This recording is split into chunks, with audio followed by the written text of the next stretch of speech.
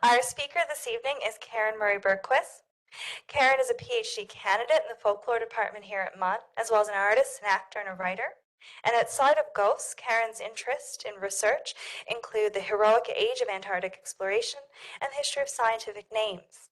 We're very fortunate here tonight to be hearing about her research as part of her PhD work, and she'll be giving us a talk tonight titled The Spectred Isle, the Ghost Ship Map. Ghost stories of the waters around the island of Newfoundland are many and varied, from brief snippets recounting chance encounters in the fog to longer narratives describing strange sights and sounds seen throughout the years by multiple people. And this talk tonight will bring together a range of ghost ship legends woven into Newfoundland's history and seascapes and collected as a part of this very exciting map. And so on that note, I want to turn things over to Karen, and thank you very much for being our speaker this February. And we're looking forward to it.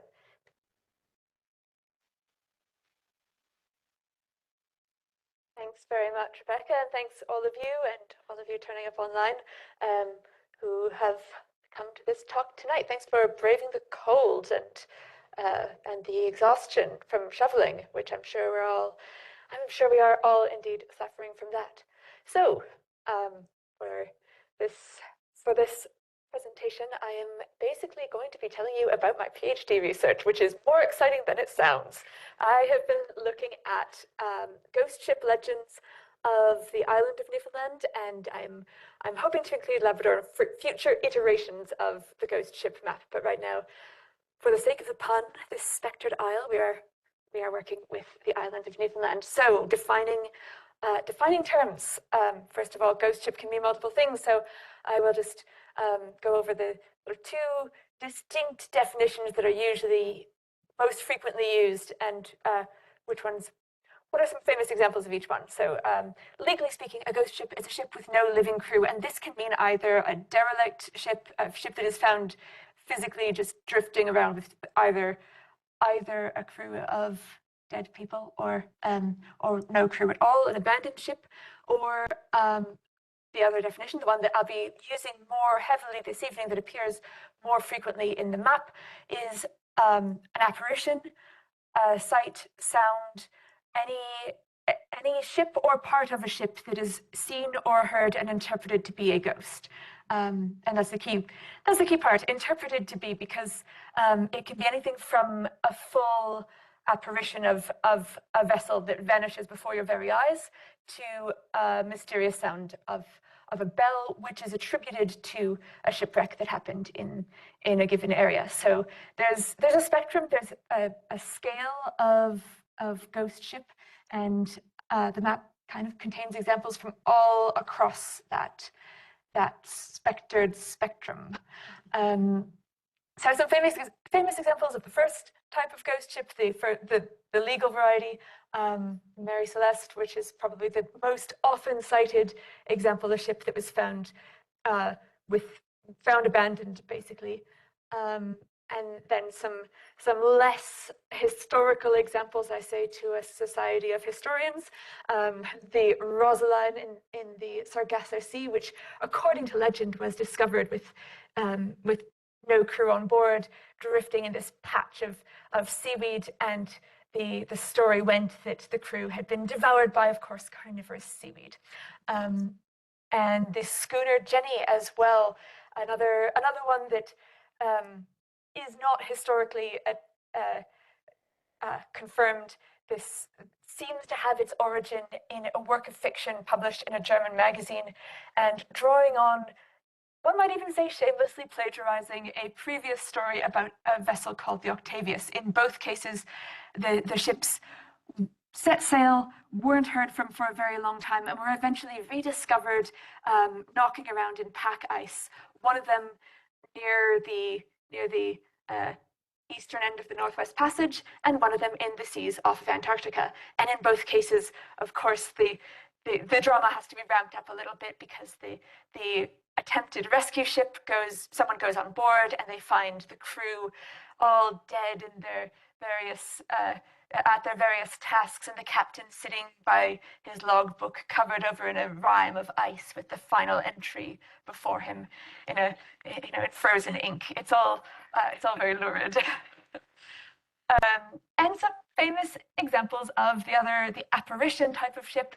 The one that we hear of most often is the Flying Dutchman, of course, which shows up across the records of fiction and then tries to cheekily sneak its way into the historical record as well. Apparently, the Prince George, who would later become King George V, saw the Flying Dutchman in some of his travels, or he claimed that he did, but it also turns up in Blackwood's Edinburgh Magazine in 1819, where instead of being this sort of this just distant looming omen of doom, there's actually a very detailed interaction, a very detailed scripted interaction between the ghost vessel and the living. A boat from the ghost ship will come over to the living ship and will ask them to do the horrible task of delivering their mail. They'll hand over a package of letters, and the living crew, of course, being very canny and clever about this, they'll realize, okay, ghosts are asking us to deliver their mail. That probably can't be a good thing. They have to refuse. And then the ghost crew have to insist. And the living crew have to refuse again. But, eventually they get so frustrated that they simply slam the letters down on the deck and row back to their own ghostly ship. And then to avoid the bad luck that would inevitably ensue from having ghostly letters on board, you have to nail these letters to the mast and sail away happy. So that's one iteration of the Flying Dutchman, and of course there are more famous ones. Sir Walter Scott mentions the vessel. There's the opera by Wagner, and there's the Pirates of the Caribbean movies. So yes, a well-traveled ship indeed. Obviously, they're a big part of folklore in general. A big part of any sort of supernatural lore is this push and pull, this negotiation between the rational and the unexplained. And a lot of ghost ships that are described as either hovering or floating in the air, or sometimes floating upside down, can be explained by this phenomenon of the Fata Morgana. I'm not going to go into the scientific explanation of that because I don't fully understand how it works, but it is a type of mirage. And I have actually seen this type of mirage. I have seen icebergs floating above the water looking like little clouds, and it is a very convincing phenomenon. So that's one sort of strand of rationality that I will leave to you to cling to should you ever encounter a phantom ship.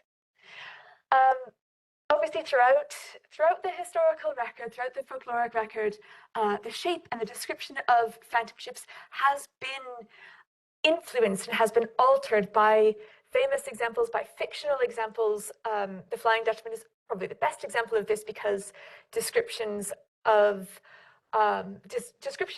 ghost ships outside of the Flying Dutchman herself will take on similar descriptions and similar attributes. Thomas More's poem, titled "The Flying Dutchman," is set on what he calls the cold and pitiless Labrador, in a place called Dead Man's Isle, which is in the Ile de la Madeleine, and which at the time was owned by a fellow called Sir Isaac Coffin, which is just too on the nose. But that use of the Flying Dutchman as a motif is kind of an example, yet again, of the folkloric and the literary sort of feeding off of each other. And now to the map. So this has been my preoccupation of the last number of years that I'm not going to specify for fear of embarrassment. But this project has been trying to look through records of ghost ship legends throughout Newfoundland's history and to see what the patterns are that emerge through that. So here's one example of a tug and barge, and I mentioned that there's sort of this spectrum of apparition to very vague apparition, and this appears to be an example of a little bit of both, where the tug itself appears as the ship, and then the single light is interpreted as being the barge that sank with it, and it's attached to a specific historical event. And that's what the map looks like at the moment. Hopefully that will increase over the years. And I do owe this entire project to the Mun Folklore and Language Archive. That's where the project began. That's where everything that is in the map right now comes from the archive. My fieldwork will be incorporated into it once I have actually completed my thesis. But the collection of legend cards, the record of legend collection, the enterprise of legend collection that went on, that has gone on for several decades now, and that has been kept by the archive. That's where this information comes from, and I've tried to include the accession numbers of each of the legends, so that anyone wishing to delve deeper can use that as a starting point to look further into these records. So obviously, as a folklorist, my role is a bit different from a historian. The history and the folklore intertwine in some very interesting ways, but my main job, as I've seen it with this map, is looking at connections between stories and looking at how the stories themselves behave, more so than looking into the history behind the stories, though I will do that as much as possible. And you know, the places where the history is emphasized within the story versus the places where it's downplayed or absent. And there are some pitfalls that I've become more aware of throughout doing this work that I've tried to avoid as best I can. So the idea of ascribing meaning rather than finding it is a pretty important line to stay on the right side of. It can be a fine line to walk when you're in the throes of it and start to see patterns emerging and start thinking, yes, I know what this means, I know where the story is going, but then you sometimes have to sort of rein back and take the meaning of the stories that is told to you, rather more so than trying to overly theorize what they might mean. And so the goal has been to deepen and understandings of how these stories connect to each other, rather than overlooking or overwriting the way that they are told originally. There has been a little bit of detective work, a little bit of trying to connect the legend with the history, trying to figure out where a record might come from. And so this is one example, this ship that was wrecked off of Fairyland, which was initially in the archival record as the Signet, and the description of the wreck and the description of some of the events surrounding the wreck matched up with a historical wreck of the Sigrid, which does sound potentially like a Danish name. So this isn't so much a ghost ship as ghosts associated with the shipwreck, but it was sort of interesting to look further into the historical record on that one. So yes, why look at localized legends? Why put these stories into map form, and what might they tell us?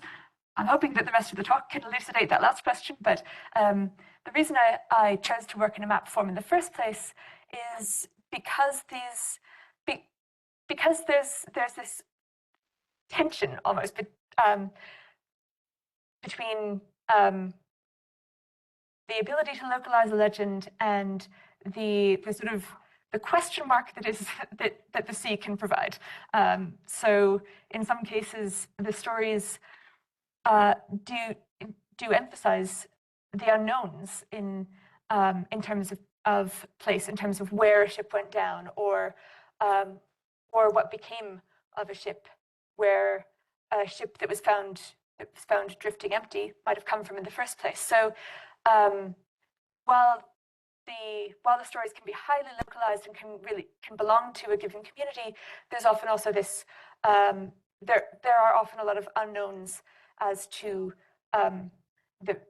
the fate of a lot of these vessels. So that interested me. Looking at that tension interested me, and seemed to fit the way these stories were, the way these stories were formed, and the way that they belonged to the places where they were told. And of course, looking at some recurring themes throughout the record, throughout the map. One perennial theme was buried treasure, and this is a fun one to look at in relation to place, because there's always this firm sense of where exactly the treasure is buried, but nobody's ever been successful at finding or digging it up, because if they did, there wouldn't be a story. The story, the persistence of the story relies on the unfindability of the treasure. And in this case, on this tiny island off of the northern peninsula, St. John's Island, well, the story basically runs that looking for treasure can be fatal. One of the treasure hunters in this story seems to have died of an unrelated illness, but the other one was slapped by a ghost and died as a result. So I think there's a fairly clear lesson there that's inapplicable elsewhere in life. Similarly, there's a story from Lally Cove or Lolly Cove. It's rendered both ways in the archive, but with an unknown crew speaking a foreign language, the crew land and kill and bury 2 of their men, but no trace of a burial is found at that spot. So some sort of ghostly burial, and of course, a phantom pirate ship. You've got to have a phantom pirate ship. And once again, 3 men digging for treasure. They see a vessel in their line of sight. They suspect that it's a phantom pirate ship, and they scarper. Well, two of them scarper, and the third one remains, only to perish mysteriously in the act of trying to dig up this treasure. And the other 2 later disappear from their homes. So once again, unsuccessful treasure hunting. And there are other legends as well that are connected with physical objects. In this case, a man using a skull to bail his boat. Well, that's probably rather bad form. So the owner of the skull comes back to haunt him. That actually happens a few times in the map. It's not necessarily a recurring pattern. It doesn't happen all that often, but it's strange that it happens more than once. And there are strange occurrences connected with other wreck artifacts, one of which I'll go into a little more detail on later on in this presentation. But this idea of artifacts connected with either shipwreck or just with death. The skull bailer doesn't seem to necessarily have a connection to shipwreck, but it does result in a haunted boat. Yes, the idea of these tangible things being linked with the supernatural. Another pattern that emerges pretty clearly, and for, I think, fairly obvious reasons, is the idea of warnings, heeded or unheeded, warnings to do with weather, largely. Obviously the most important thing to avoid shipwreck is not to push the weather gods too far. So here, a strange phenomenon of a headless swimmer warns a couple of men away from continuing with their squid jigging, and they go to shore, and of course a storm arises only a couple of hours later. So that one was it. You'll see there's a bit of a color code going on in this map. It's not just for decoration. There is a method to the madness, but the yellow dots indicate sort of uncategorized ghostly sightings, either ghosts that are seen on board ships or ghosts of people who were lost at sea, but basically maritime hauntings that are not themselves ghost ships. And in this case, I think a headless swimmer that acts as a weather warning is distinctly in the yellow dot category. phantom shouting as well that's interpreted as being the voice of lost French fishermen. So an interesting thing that I found while working on this map was um, how phenomena were interpreted and what parts of history they were connected with. So specifically linking this with the French fishery, there are other ones that there's a mysterious vessel that sails into Placentia Bay that's thought to be an old Portuguese ship, and so looking at what the associations are, what the historical assumptions or links are that are made in the telling of the story, based on, in this case, just 3 loud shouts. So, yeah, an interesting sort of layer of interpretation on top of assuming that this is a ghost. Then there's also the connection with that area's French history. A big part of a ghost story is the ending, is how are ghosts gotten rid of? How do places become no longer haunted? So a big part of looking at this map, and a big part of my thesis, an entire chapter in my thesis, is looking at what makes a space or a place haunted, and what makes it, what are the rites and rituals that are associated with ending that haunting? Is the ghost considered to be a problem, essentially?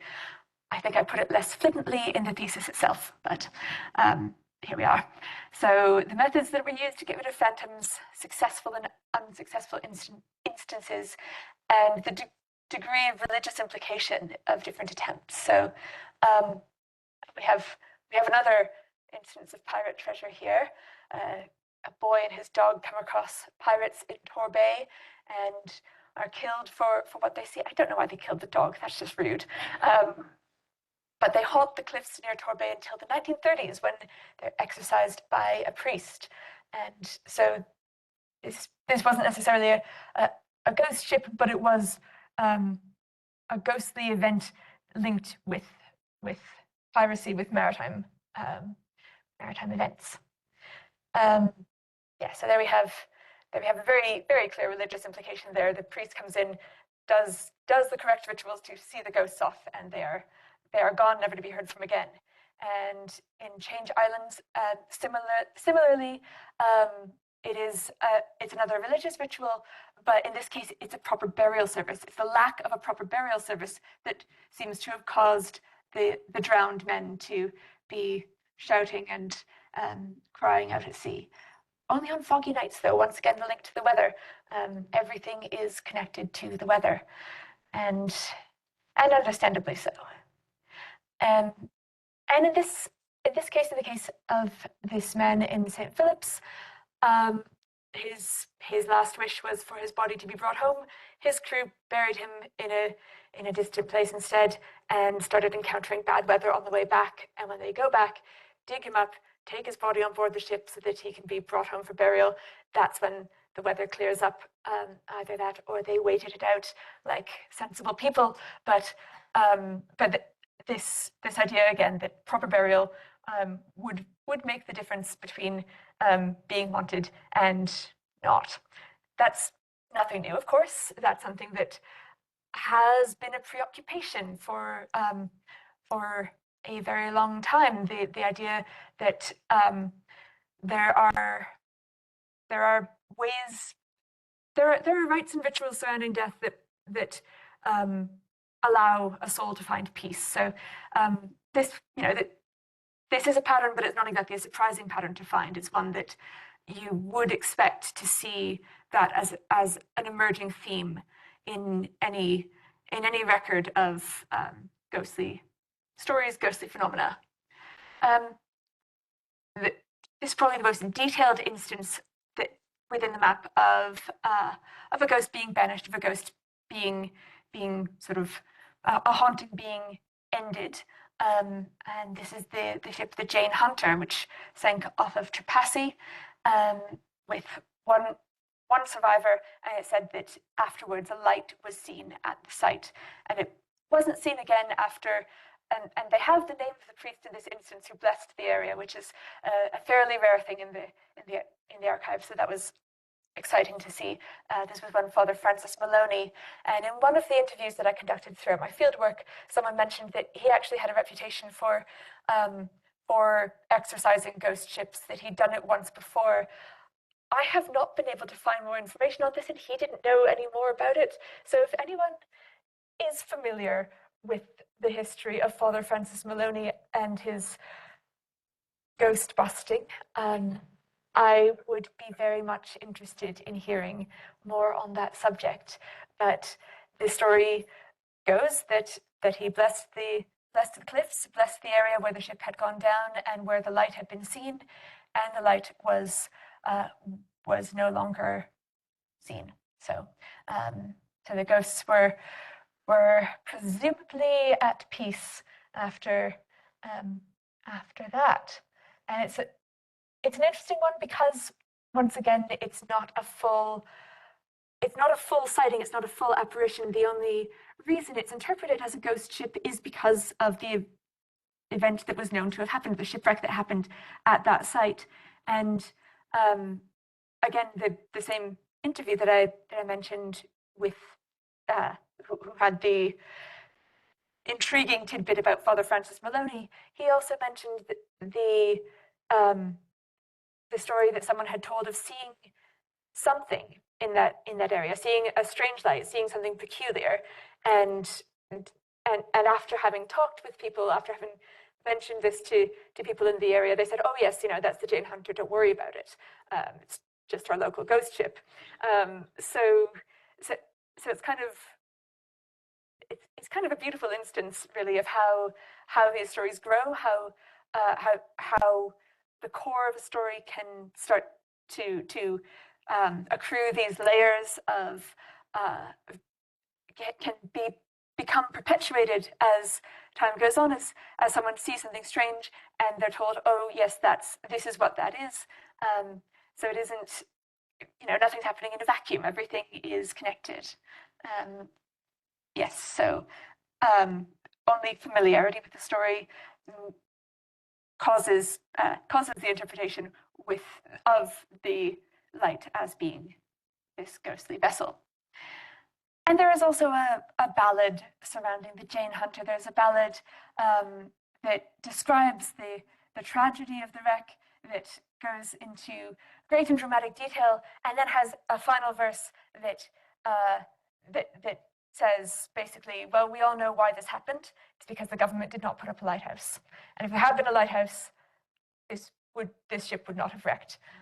So it's an interesting instance of, well, on the historical side, it's a very interesting instance of folk music being connected with this element of history. And from the purely poetic standpoint, it's it's rather a neat mirroring that this lack of a lighthouse caused this ghostly light to manifest itself. So another ship that comes up a couple of times in the archival record is the Blue Jacket, wrecked in Conception Bay in 1862. Most of the crew and passengers managed to escape. There were 2 people left on board as the 2 boats rowed away, and it was fairly choppy seas. But when they eventually got back, to the nearest piece of land, someone said we should go back and try and rescue them. And they managed to rescue. There was a crewman and a passenger aboard. They managed to rescue the passenger, but the crewman had thrown himself into the sea with a life ring and was not seen again. That is the fairly grounded account of what happened. An article in 1977 must have heard no more than the name and location of the wreck and the fact that it was now a ghost ship, and just decided to take artistic license on the rest of it, because in this version, what happens, instead of a mail packet boat accidentally catching fire. It is in fact a British man of war sailing in with all colors flying and catching fire and being lost with all hands, because obviously for a ghost ship you must have the ship lost with all hands, otherwise it simply doesn't work. The interesting part to me, other than the stretching of the definition of artistic license into the zone of actual life, is that the meaning of the apparition itself changed with the story.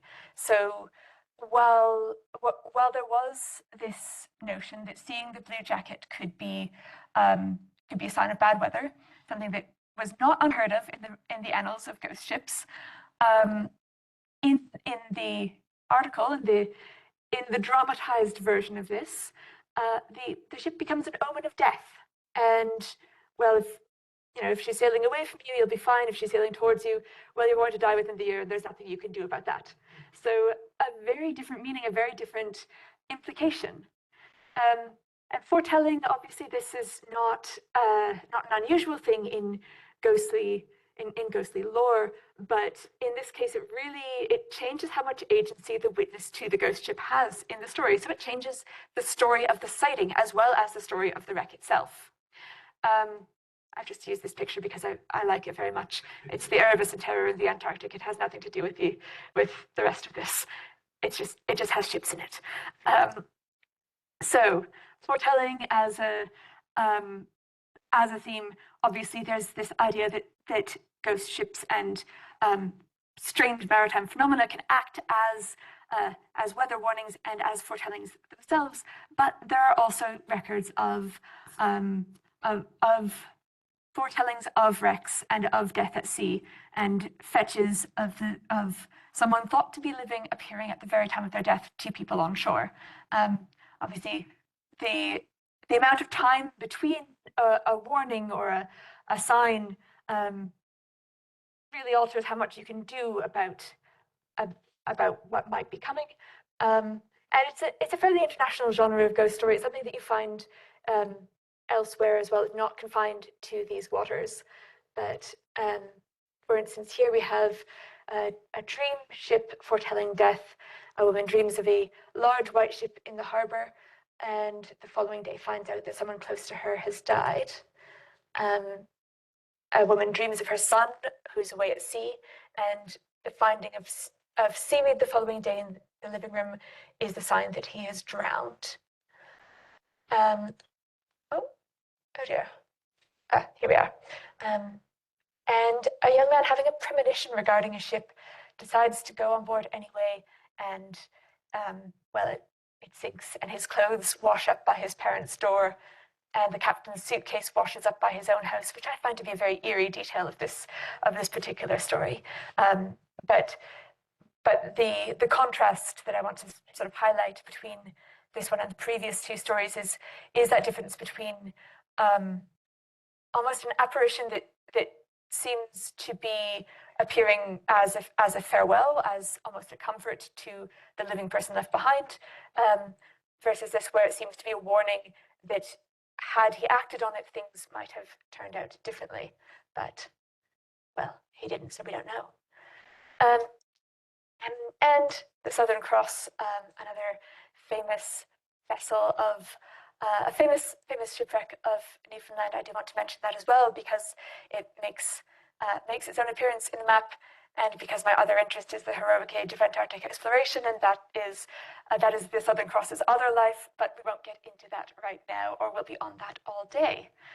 So the Southern Cross was wrecked in 1914, and went down with all hands. And I do want to note that this is a very approximate this is a non-specific placement. I just had to choose a place to attach the story to, but we don't know exactly where the Southern Cross went down. So this is not in any way a precise location. But both of these stories feature this shorebound apparition regarding a wreck that was about to happen. And in the second case, the story runs more along the lines of that idea of an apparition who appears to basically let the living person know what's happened to them. And the first one has more of a sense of warning, of foretelling, of trying to avert disaster, which of course does not happen. There's probably one of the more famous instances in the ghost ship record of England is off of the Isle of Wight with the HMS Eurydice, a training ship which foundered in 1878 with 364 souls lost. And the visions of this ship coming up the channel, coming up under full sail, the descriptions were vivid. The descriptions were specific, and the descriptions were very focused on what the ship should not have been doing. So this quote here: "Why don't they close the portholes and reef the sails?" This was something that seemed like a bit of a non sequitur. Someone kind of blurted this out, and later on, when the ship actually sank, it turned out that indeed they had not closed the portholes or reefed the sails. So this this warning that was too late, unfortunately, to be acted upon in this case. And in some cases as well, there isn't that same there isn't that recognition, there isn't that sense of it being connected with a specific ship, with the foretelling or warning being connected with a known or definitive vessel, but which is later sort of subsequently retroactively connected with a wreck. So one story, once again, we're straying over to the other side of the Atlantic for our example. There is a story in the County Waterford Museum archive which had a vivid description of these men sighting what seemed to be a boat full of sailors in distress. And I do apologize, that is my timer telling me that I've talked too long. But I think I still have a few minutes left. So these men on shore sighting what seems to be a boat full of men in distress trying to reach the shore, and they go out. They get the Coast Guard. They go out to try and give succor to these men, and they keep getting almost close enough, and they shout to them, and the men don't notice them. They try to throw a rope, and the men don't respond. And finally, someone says, "Turn back, we're following dead men." And so they go back to shore. The following week, they hear about this wreck that's happened with great loss of life. So it's a bit different from the examples of the Southern Cross, for instance, where the warnings were very connected with the ship that the people in question were about to board, or the Eurydice, where the ship was recognized by the people describing these foretellings. This one was more of an anonymous sighting that then was retroactively connected with an actual wreck. So one of the things that I'm looking at in my thesis, one of the other chapters of my thesis, is looking at how ghost ship legends are narrated in terms of how a vessel is recognized to be out of the ordinary. Obviously, in some cases, there's one instance in the map of a ship sailing through land, which is a fairly obvious red flag, as it were. But then others, the way the story is told emphasizes that the ship was in a place where it shouldn't be, or was sailing against the wind, or some sort of tip-off that the weather and the way the ship was moving didn't match up, or the technology is the tell, where it's not seen on the ship's radar, or the ship itself is of an older older type than one might expect to be seeing. And if you don't have a tall ship that you know is sailing around your vicinity, that could be a little bit peculiar. But a lot of these stories focus on possible causes of shipwreck, the possible causes of these disasters, and of course how to avoid them as well. What the witness to one of these hauntings should do about it. Does the person telling the story have agency within the story to act upon what they might perceive as a warning? And the constant thread throughout the record of ghost ship lore is the constant threat of loss at sea and the constant possibility of meeting your death by the thing that sustains your life.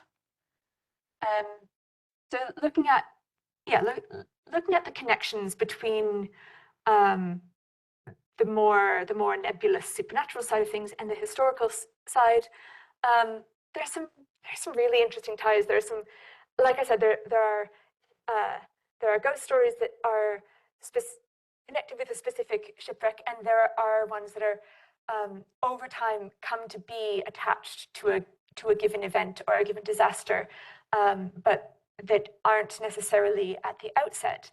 And there are some that focus more on the presence of this haunting or this phenomenon, and where the history is downplayed, and the presence of this ghost is the part that's more remembered. So it's a really interesting, taken together, they form this really interesting example to me of how time is distorted in ghost stories, how time is not linear in the way that these stories are told, and in the way that these events are narrated, where the meaning of them can change over time, but so can the parts of history that they become attached to.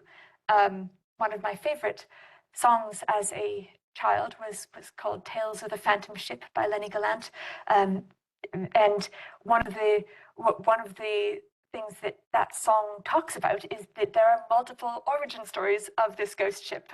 It's about the ghost ship of Northumberland Strait, but one of the things that's really that always gave me chills was this idea that there could be, that there could be multiple explanations possible for it. It could resonate through various historical events without necessarily being definitively attached to any of them. So that always interested me.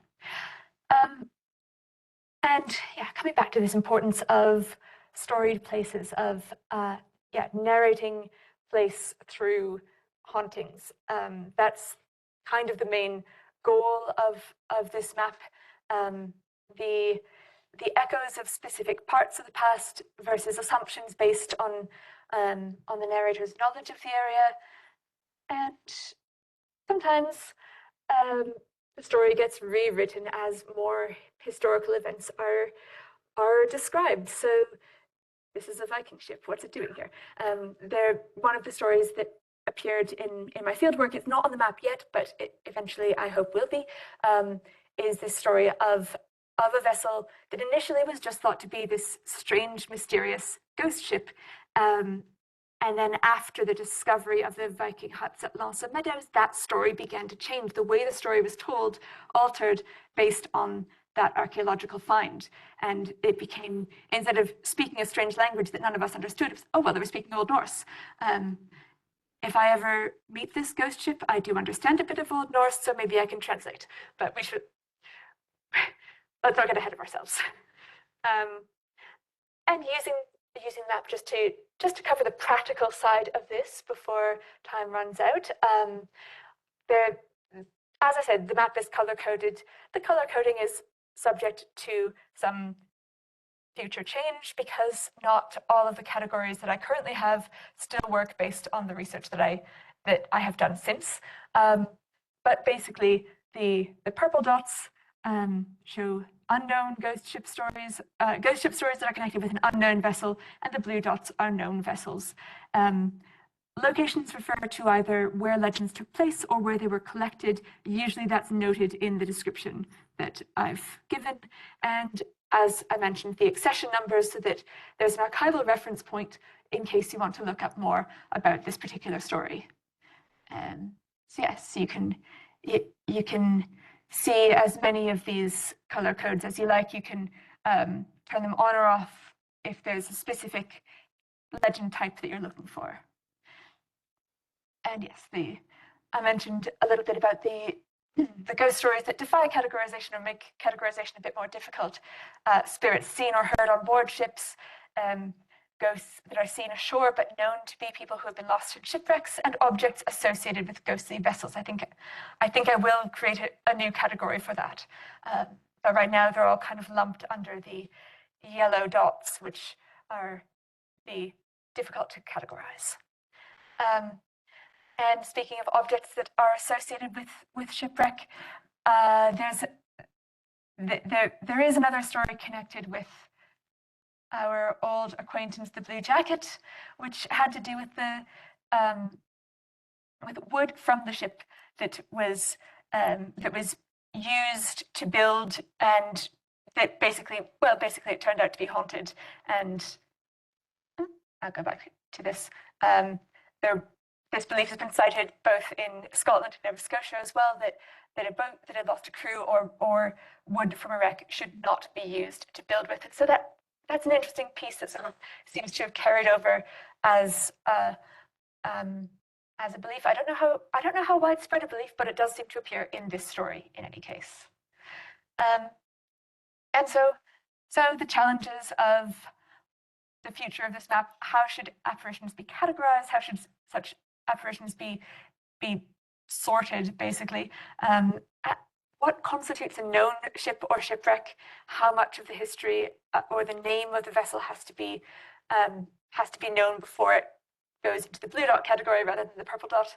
And how much detail can be added of that narrative within the map, and how much should be left to should be concise and left to future research? As a storyteller, I always err on the side of saying more, but as someone who likes to be able to look things up with clarity, sometimes a more concise description is helpful.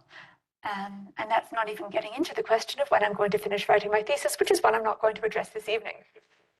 So that brings us to the end of this presentation.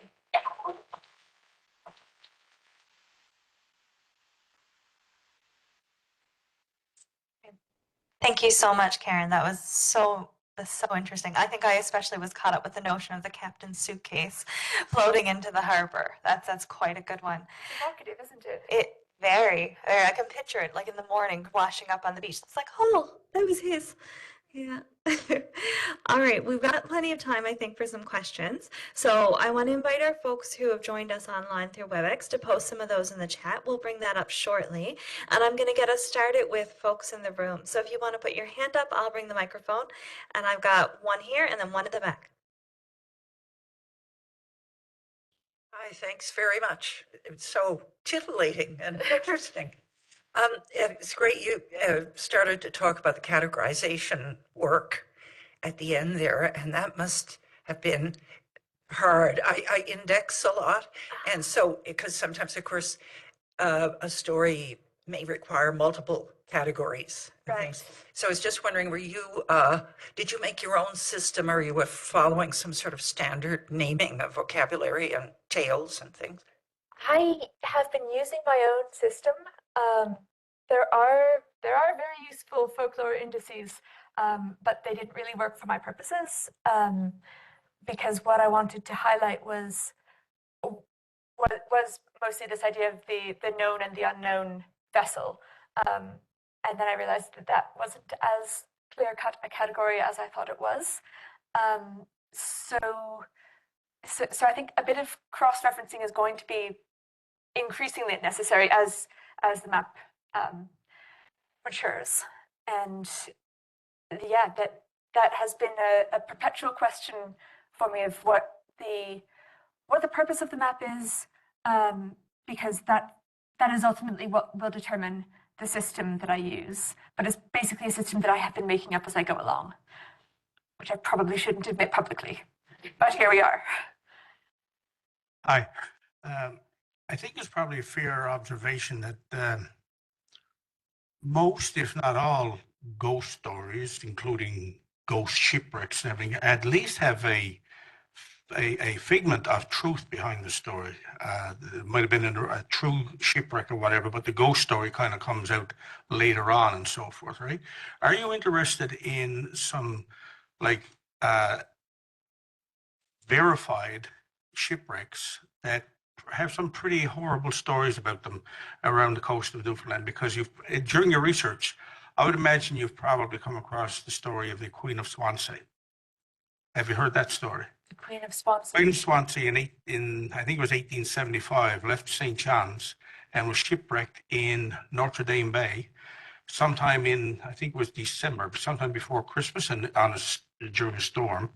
And everybody, I think most everybody survived the original shipwreck, but they stayed on this little island offshore, and they survived there for so long. Nobody knows for sure, but local inhabitants on little communities saw what they thought were jack-o'-lanterns, ghost lights out on the island. But this was fires that people had lit out there.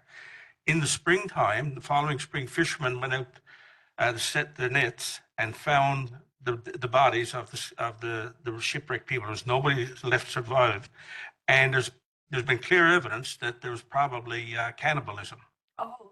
So that would have been I mean, it's a true story, pretty well documented. Not a lot of literature on it, but it would be a very fascinating story to add to your collection, right? Absolutely, and that might necessitate another category to be made of assumed ghost stories, right. where evidence has been found of what actually occurred, but it's kind of tragic. And it was told as a ghost story. It's obviously very tragic that these people did survive, and had the local people not been scared of the jack-o'-lanterns, the fires, they could have probably saved everybody. It's pretty horrifying. Yeah. Thank you for the name of that ship, because that is a story that I heard in casual conversation some years ago, and I have been trying to find a source on it ever since, but I didn't have anything to go on apart from Shipwreck Island, assumed to be ghosts, death.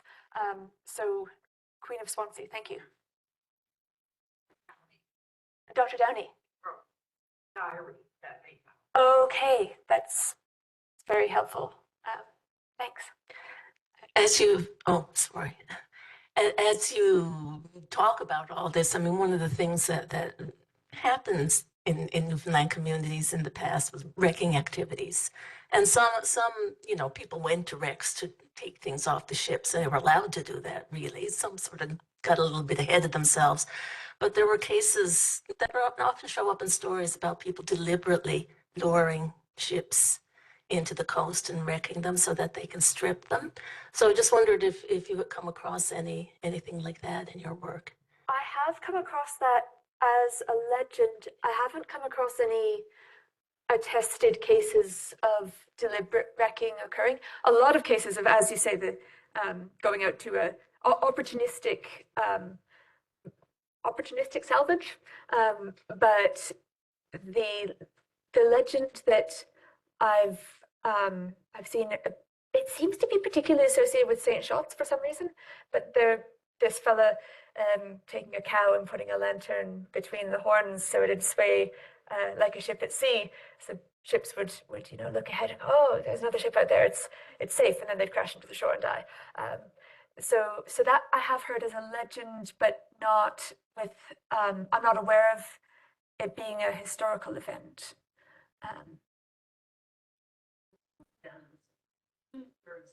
Okay.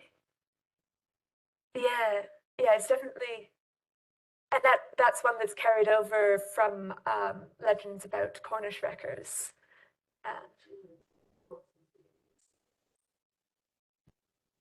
Do you know do you know about Sir Cloudsley Shovel by any chance? Is that a story that you've come across? Talking of stealing rings off of corpses. Sir Cloudsley Shovel or Chauvel. I'm not sure which sounds worse. Either way, he was an admiral who was wrecked off of the Scilly Isles in the Scilly Isles naval disaster. the names in this story just get worse and worse.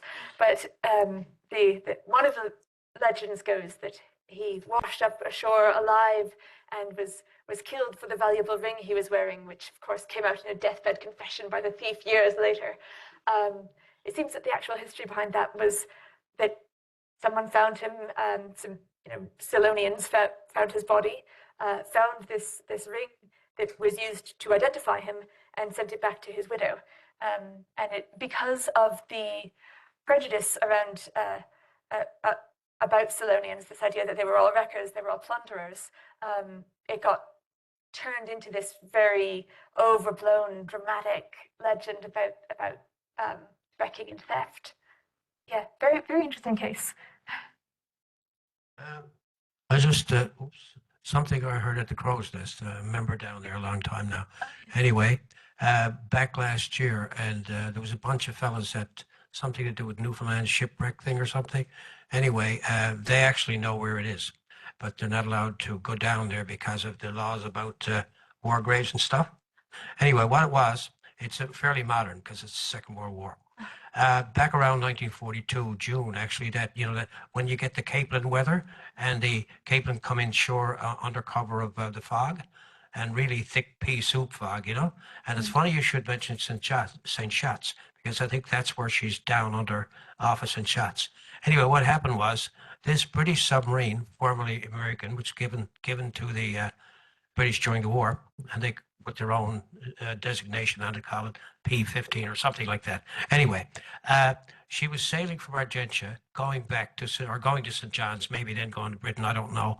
But anyway, when she got down around St. Shots, it wasn't indirectly, I suppose, the weather killed her, but it wasn't the weather that killed her.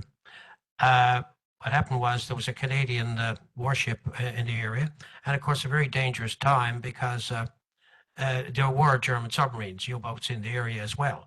So that made the crew on the warship more heightened, more trigger happy and whatever, you know what I mean? Anyway, they saw something in the distance and they didn't know what it was and it wouldn't answer. They did the naval sort of thing, the law says, and they hailed her 2 or 3 times, whatever, and flashlights at her, did it all. No response. So they figured it must be a German U-boat. So they rammed it. And anyway, they found out later on she was a British submarine and about 40 men got killed. Oh, no. So it was a case of mistaken identity and sort of friendly fire kind of thing, that. So anyway, yeah. So that actually happened. It's off St. Shots somewhere. So I just thought I'd tell you that. It's modern, but still very tragic. So anyway, that's it. It is quite tragic. Hi. There's a family story in my family about the Southern Cross. My great uncle was lost. He was about 23, 24. And the story was that my great grandmother, he appeared at the foot of her bed. Oh. And that another, she felt a cold hand and she said, he's gone. He's gone. His name was Will Butler. And another aspect of that story was, of course, they knew nothing. There was no information. So they were gone sealing and just didn't return. And they were all sitting down to supper this evening and they saw him walk by the window. And they thought he was home, but of course he never came home. So those stories are in my family from that shipwreck. Wow. Thank you so much. That's tragic. I'm just going to check the folks online. Just 1 second. Yeah, it seems to be quite often the case with ships that go down with less information about them. It's hard to live with a story that doesn't have an ending. All right, wonderful. We do have one question from folks who've joined us online from Tamara, who asked Karen, I was wondering, why are there so few ghost ships on the southern shore? Were there fewer wrecks there in terms of, I think she talked about the reference in the map? I think the reason there are fewer wrecks or fewer ghost ship legends in the map is because that area hasn't been studied as much, and so it isn't as much in the archive. I think it's less a case of fewer wrecks, and maybe even less a case of fewer stories and more a case of under-researched. So one thing that my fieldwork for my thesis is done, but I do intend on continuing with the map project after when it's all over. But I do intend to make a trip there at some point and to try and investigate that situation, find out if there are fewer legends, fewer ghost ship legends, because maybe of the sparser population, or if it is just a case that those legends weren't known, weren't put in the archival record, and so weren't known to me at the time that I was first making the map. I hope that helps. I think that's very interesting. It's always exciting to know the just future places for research, and the different type of archival records and things that might be able to be drawn on from that. We still have a few more minutes here, and I think I see 2 more questions in the audience. Get the young man in front, and then Vic. Hi, I was wondering sort of the same thing about the west coast of Newfoundland, because looking at the ship, I don't really see, sorry, looking at the map, I don't quite see as many shipwrecks listed there. Well, not shipwrecks, ghost ships, sorry. Yeah, so I was wondering, is that the same situation as the southern coast? And I was wondering if you could also give comment on any themes that you see for French ships, French ghost ships, French shipwrecks even, off the coast of Newfoundland. Thank you. To the first part of your question, I think it is because of that area being understudied, and well, I mean, now at least I'm hoping to add the Lancer Meadows ship, because that one has a rich and detailed story behind it, and yeah, very very interesting case of the story shaping itself around the history.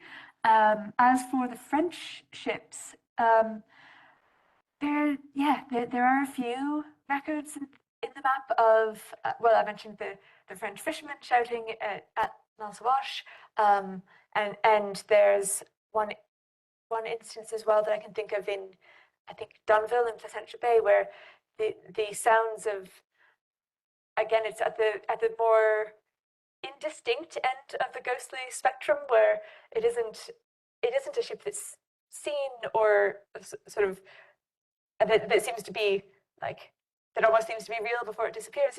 It's this phantom sound of rowing, and it's thought to be from this very tiny piece of experiential evidence that is extrapolated to be French soldiers rowing back to where there was a fort. So I think that one especially is an instance of the story shaping itself to the history, because if the interesting thing that you have, if the interesting point of history, or the sort of, well, it's like how people see in England, people see monks in ruins of abbeys.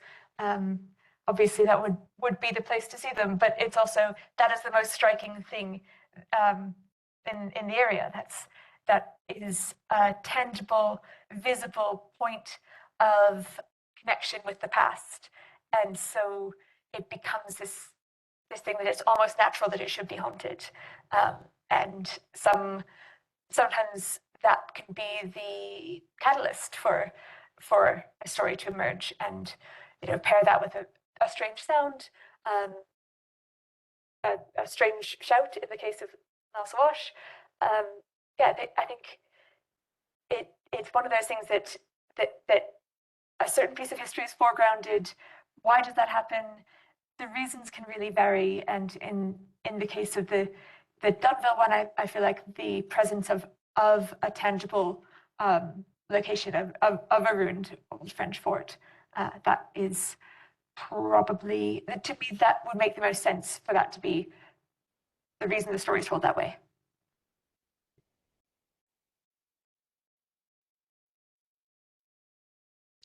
Thanks so much, Karen. This is really great research and so well told. I'm wondering what draws you to this research. I mean, you mentioned the Lenny Gallant story, the song that we always loved growing up.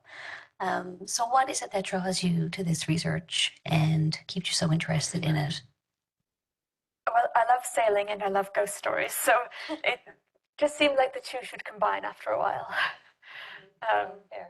Actually, the way that this particular project started was I had a graduate assistantship in the archive, and Pauline Cox, the archivist there, very kindly asked me if there was a special project that I wanted to do, and sort of gave me free rein to invent something. And so I thought, I will do a map of every ghost story in Newfoundland. And that proved to be an overly ambitious project for the 60 hours that I had to work with. I just got one quick point that just dawned on me. You mentioned about the maps, there certainly are lots of wrecks around northeast coast of Newfoundland, down the Avalon and around the bottom there. Because years ago when I was sort of a youth and I had interest in wrecks, just curiosity, I sent away to the Department of Transport at the time. And they sent me, they didn't charge me for it, I didn't imagine, they mailed me a thick bunch of sheets. And those sheets show clearly that around the northeast part of Newfoundland and the Avalon and down around the South Shore and so on, it's black with all these dots. Now, all you can get from the maps is a date, approximate location, and maybe the name of the ship. You'd have to then search that up and find more details. But you can certainly see there's lots of wrecks right around the map, and that was given to me by the Department of Transport. I imagine you could still get that. I bet you could. Yeah. That's very handy. Just thought I'd tell you. Thank you. Yeah. An archival find is always exciting. Yeah, that's a really great idea. All right, we got two more over here. Yes, thank you. This all brought back a story that my grandfather told me. He was a small boat fisherman out of Conception Bay North. And I guess I was a little kid, so the details are a little vague. But what it was about is that there was a storm and there was a wreck. But on the same night, he in his dream had dreamt that he was walking by the church, which would be the church in Northern Bay, Corpus Christi Church. And walking by the church, like 2, 3, 4 o'clock in the morning, there was a light, like it was in full use. And he wandered into the church in his dream, and there was a service going on for his brother, and who was on a ship at sea at that very time. And of course, next day, or eventually within a few days, whatever time it took, they heard that there had been a shipwreck. His brother had been lost. Now, your mention of the use of religion and the context of religion jumps out at me, because obviously one of the few ways you could safely approach a tragedy like that would be through the dominant, and not just dominant, but overriding local religion. To have the dream is like the premonition side of it, but in retrospect, it's also a way of coping with the tragedy, Unfortunately, I never got all the details from him. I was a little kid. I didn't think to ask.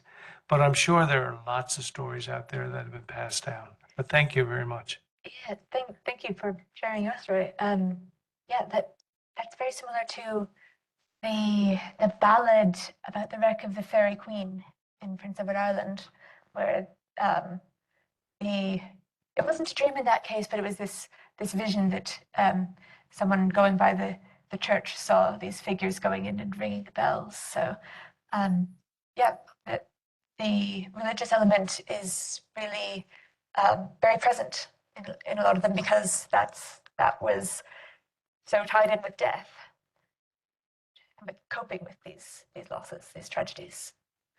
Hey, Karen. It's Neil Burgess with the Shipwreck Society. Yeah, and we're the guys who found the sub that you were talking about before. Yeah, there's an interesting story that goes with the sub. One body washed up about 3 months afterwards in Portugal Cove South.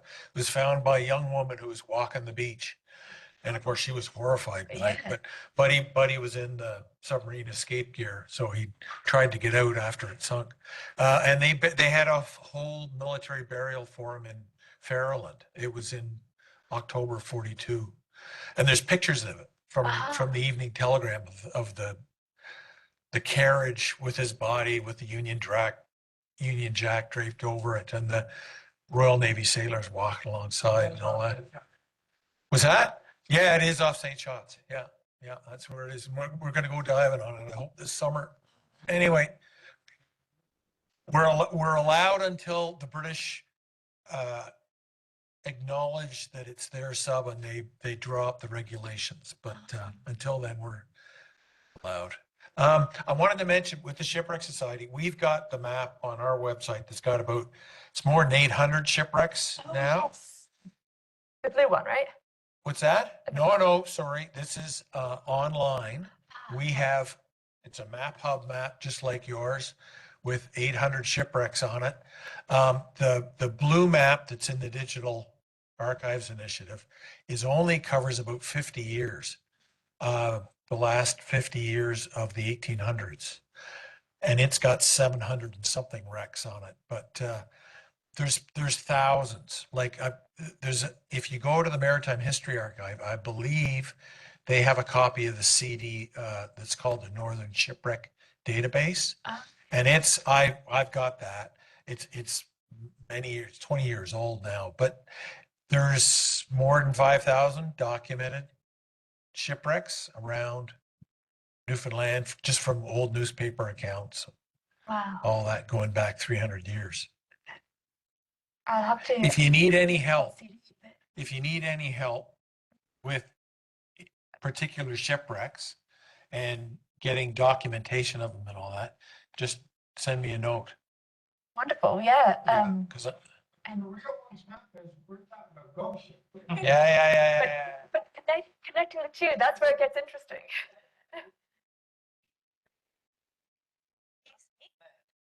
Down around St. Bride's. There's a microphone. Yeah. One of the dots on the map shows around St. Bride's.